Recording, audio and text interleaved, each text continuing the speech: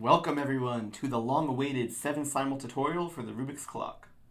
This video will be broken up into segments, so if there's a certain one you want to jump to, I'll leave timestamps in the description.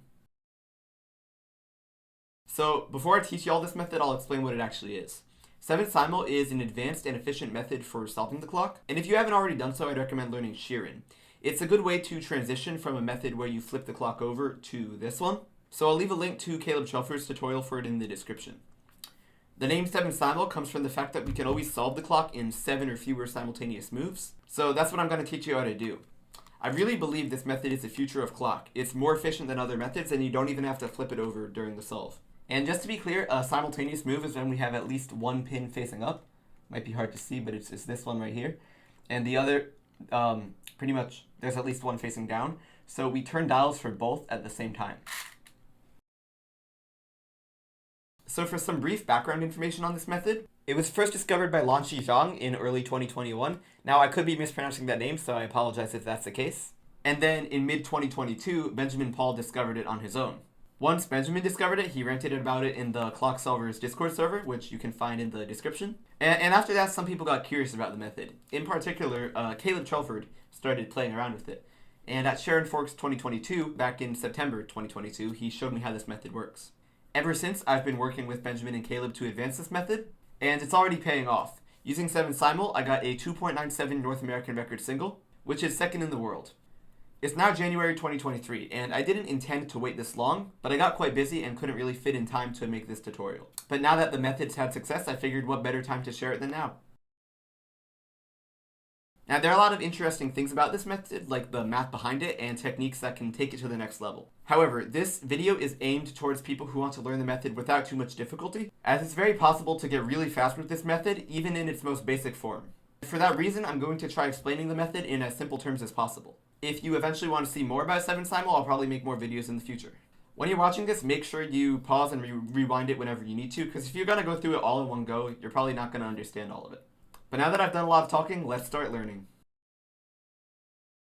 I'll assume you already know how to solve and scramble the clock with the notation people normally use. So for this method, there are just a few other quick things. You need to understand how the pieces are labeled. C stands for the center, and we have the edges, which are just one letter, so U for up, R for right, D for down, and L for left.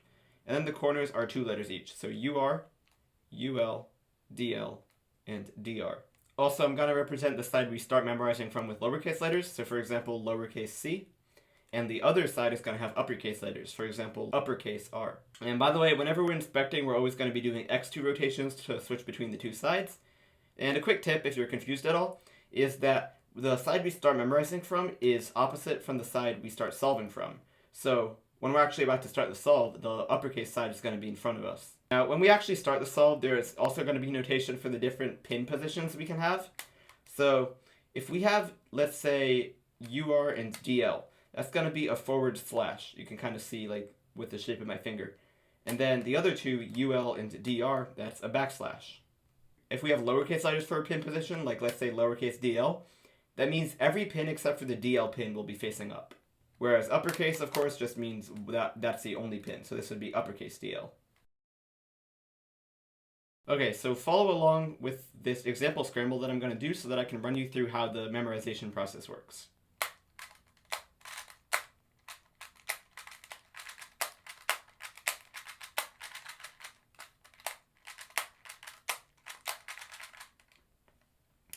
By the way, you might have noticed I was using pinky for bottom turns during that scramble.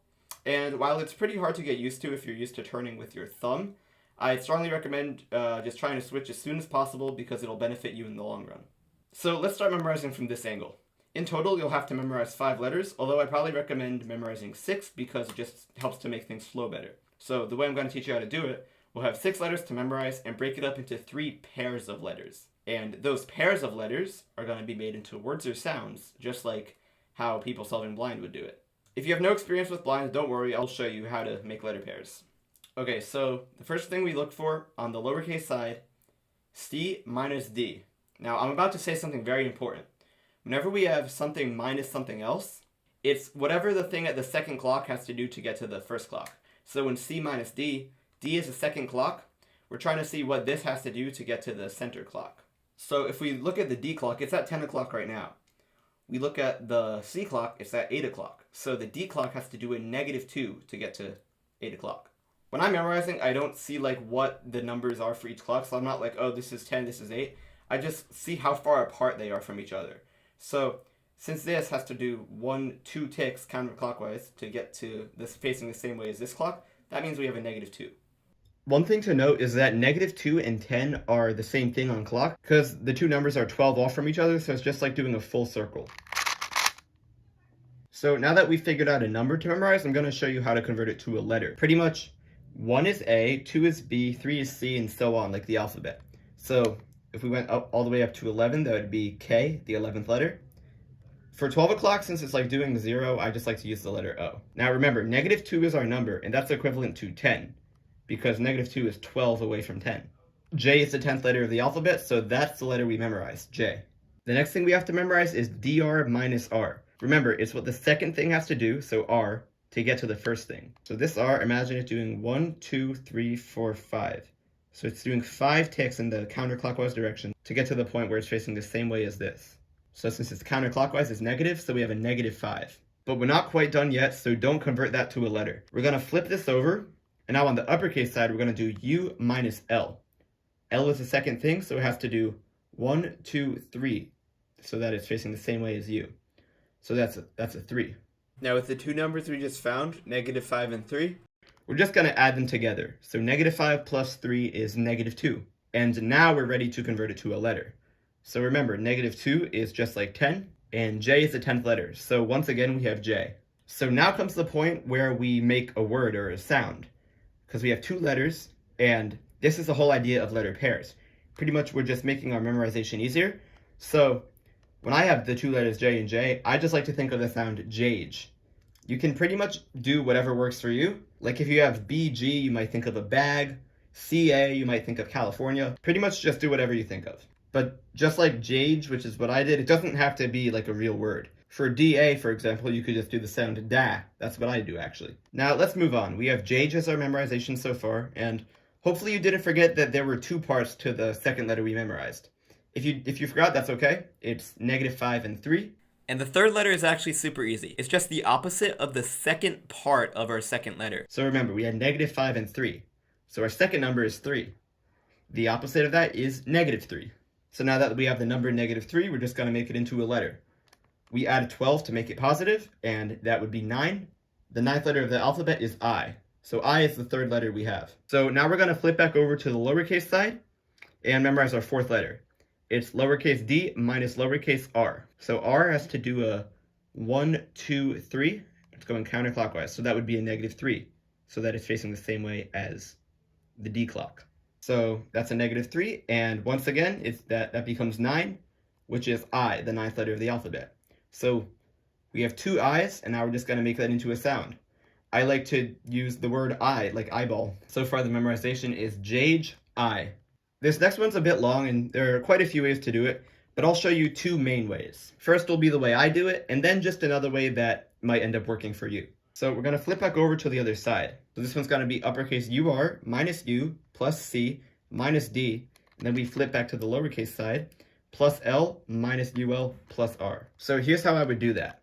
We're going to treat UR minus U as its own thing at first, because those are the first 2 clocks we're looking at. So UR minus U. U is the second thing, and well, it doesn't have to do any movement to be facing the same way as you are because they're already matching. So we have 0 as our number in mind so far. Now we're just going to go 1 clock at a time, so plus C.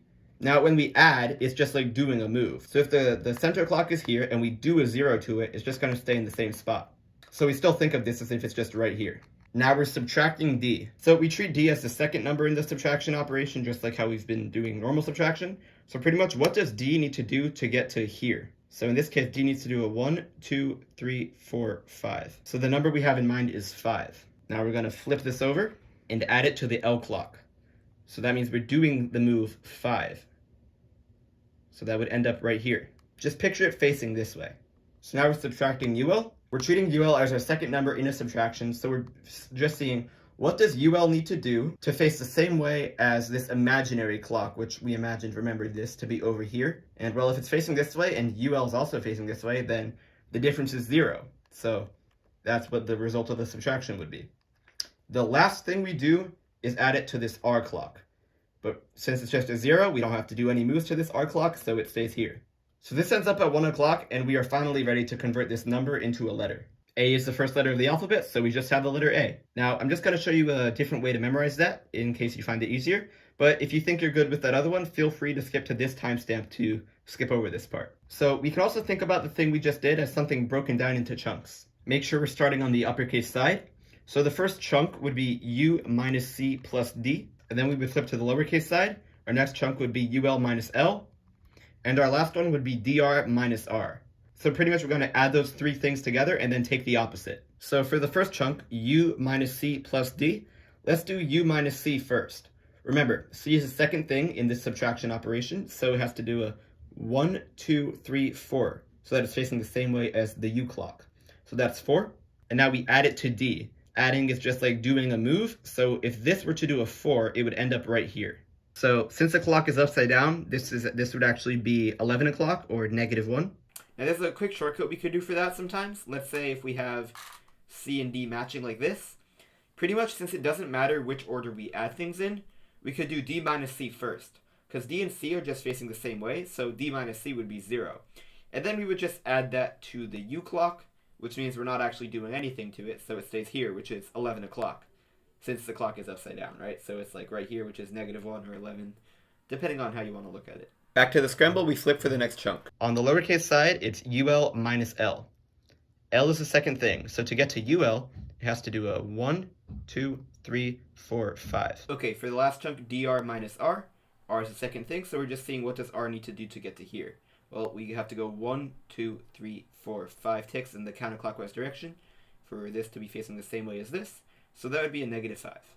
So now we have to add the three numbers from those chunks together. So we had a -1, 5, and -5.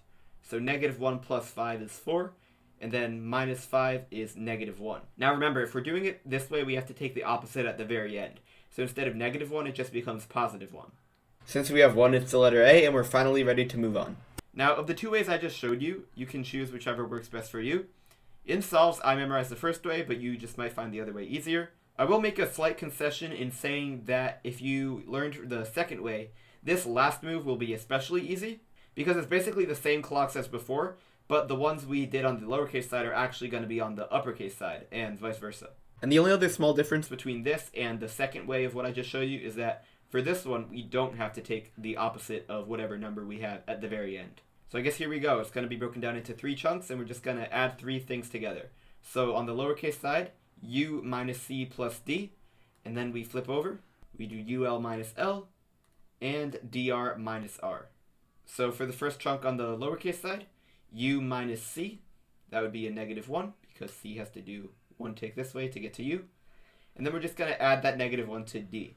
So imagine the D clock doing a -1, and that would end right here at 9 o'clock or -3. By the way, sometimes there's a quick shortcut for this, and if you watched the second way of doing the previous thing, you know what I'm talking about. But if you haven't, you can go to this timestamp. So now we're going to flip it over to the uppercase side. Okay, so for UL minus L, L would have to go 6 in either direction to get to UL, so that's a 6. And lastly, DR minus R. Well, R has to do a 1, 2, 3 to face the same way as DR, so yeah, that's a 3. So our 3 things were -3, 6, and 3. So we're going to add all those together and get a total of 6. Now, F is the 6th letter of the alphabet, so the pair we have is A, F. I like to use the sound AF. So in total, our memorization is JAGE, I, AF. Okay, so when we finish memorization, we end up on the uppercase face, and this is where we start solving from. So first thing you want to do is put the pins in the lowercase DL position. Remember, that means that all the pins except for DL are facing up. So we're going in order of our memorization. For the first letter, we're going to use our left hand, and for the second letter, we're going to use our right hand.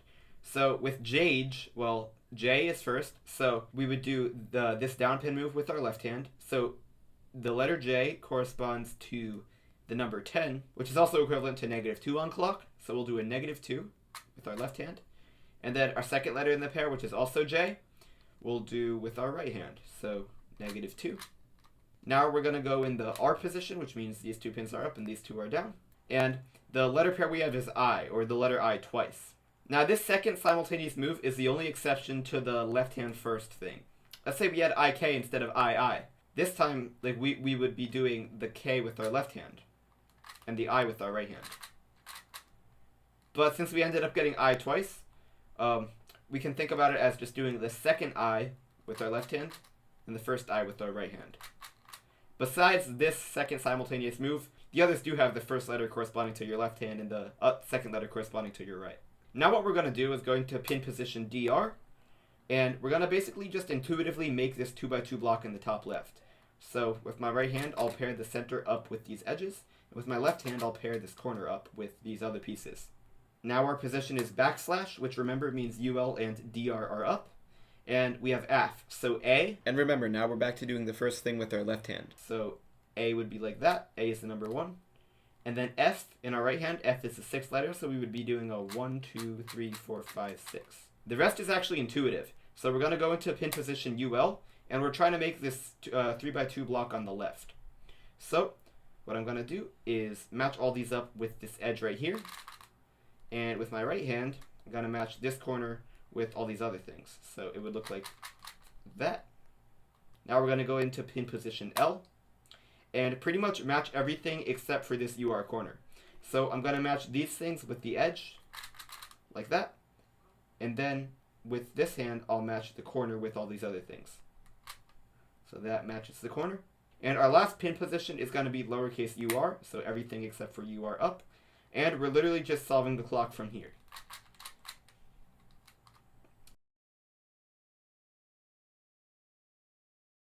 To clear things up, let's do another example, but this time I won't explain small details as much, so follow along with the scramble.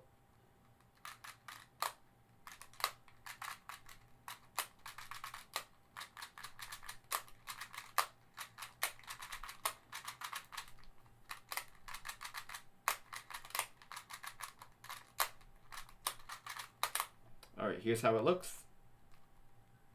We'll start from here and do C minus D like before, so C minus D. D has to do a 5 to get to C. So with the number 5, we memorize the letter E. Now we're going to do DR minus R. That would be a 3, and we'll flip it over. And to do uppercase U minus L. These are 6 apart from each other. So we have 3 and 6. We add 3 and 6 to get 9, or negative 3, which is the letter I. When I get E and then I like to think of E-I-E-I-O from the good old nursery rhyme, Old MacDonald Had a Farm. But literally just do what works for you. Don't be afraid to be creative, but also it helps to kind of use the same word or sound every time you get a certain letter pair. So I'm not going to switch it up and use something different for EI if I get it again.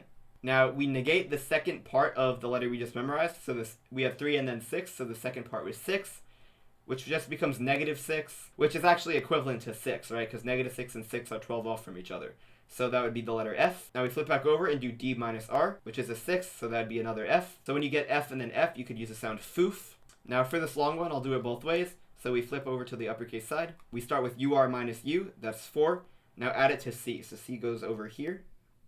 And then this minus D, this has to do a negative 2 to match with this imaginary clock facing this way. So we're at negative 2, and then we flip it over. Add it to this, so do a negative 2, it ends up right here. Now subtract this. Well, this has to do a negative 2, right, to end up facing the same way as this imaginary clock. So the number we have in mind is negative 2. Now lastly, we add that number to this. So we're just doing a negative 2 to this clock. So 1, 2. And it ends up right here, 3 o'clock, and that's the letter C. Now I'll just show you the other way quick in case that's how you want to do it. So we have the first chunk, U minus C plus D. U minus C is 2. And then we add that to D. So 1, 2. And it ends up at 6 o'clock. So we have 6. Now next chunk, UL minus L. Well, these are matching, so it's 0. And then this other chunk, DR minus R, that's a 3. So we have 6, 0, and 3. Those add to 9, or negative 3. And remember, if we do it this second way, we have to take the opposite at the very end. So negative 3 just becomes 3, which, of course, is going to give the same outcome of the letter C. Alright, so now for the last one. On the lowercase side, U minus C plus D. So U minus C, that would be a 5. We add it to D, so we do 1, 2, 3, 4, 5. We end up at 4 o'clock. So we have 4. And then UL minus L, well, that's just 0 because these are matching, so 4 and 0. Now DR minus R. R has to do a negative 5 to get to DR. So we have 4, 0, and negative 5. Does that up to negative 1 in total? So negative 1 or 11, depending on how you want to think about it, that's the letter K. because K is the 11th letter of the alphabet. We have C and then K, so our word can be clock. In total, we have E-I-E-I-O, foof, clock. From the pin position lowercase dl, we'll do the E with our left hand, so E is 5, so 1, 2, 3, 4, 5. And then I with our right hand, so -3. Now we'll be in pin position R, and do foof, so FF. Since they're both F, even if we switched it around, it wouldn't change anything. Let's just say we have the first F and second F. When we actually memorize, we can switch those two. The second F is the one we're doing with our left hand, right? So 1, 2, 3, 4, 5, 6, because F is the 6th letter. And then the first F we're doing with our right hand. Because remember, the second simultaneous move is the only time we switch those around. So 1, 2, 3, 4, 5, 6. Now we go to pin position DR and make this 2x2 block intuitively. Like that. Now backslash. And we have clock. So C with our left hand, so 1, 2, 3. And -1 with our right hand, just like that. And from pin position UL, we'll make this whole 3x2 block. And from pin position L, we'll match everything except for this UR corner. Now lastly, from pin position lowercase UR, we'll finish the solve.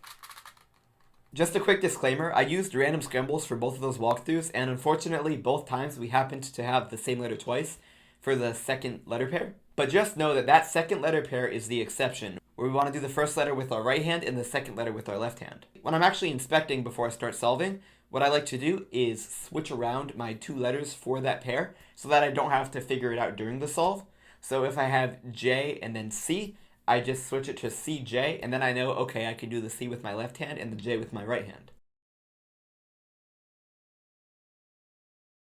So that's about it. I tried to make this tutorial as clear as I could, but there's definitely a lot to this method, so make sure you let me know down in the comments if you have any questions or anything else you might want to learn about this method. 7 Simul does have a somewhat steep learning curve, so you may find yourself struggling to inspect in under 15 seconds. My main advice would be to do lots of cells at first. Something I did when learning 7 Simul was essentially just mentally running myself through the different combinations of clocks I would have to memorize for each move and the order I would have to memorize them in. And you can also run yourself through like the execution process, so like the different pin positions and the order they come up in, if you think that'll help you. Once you have the process down and you're trying to get faster at memorization, you can use a training tool by Joshua Marriott, which I'll leave a link to down in the description. But yeah, besides that, good luck with learning 7 Simul. And if you made it to this point, congratulations and thank you for watching.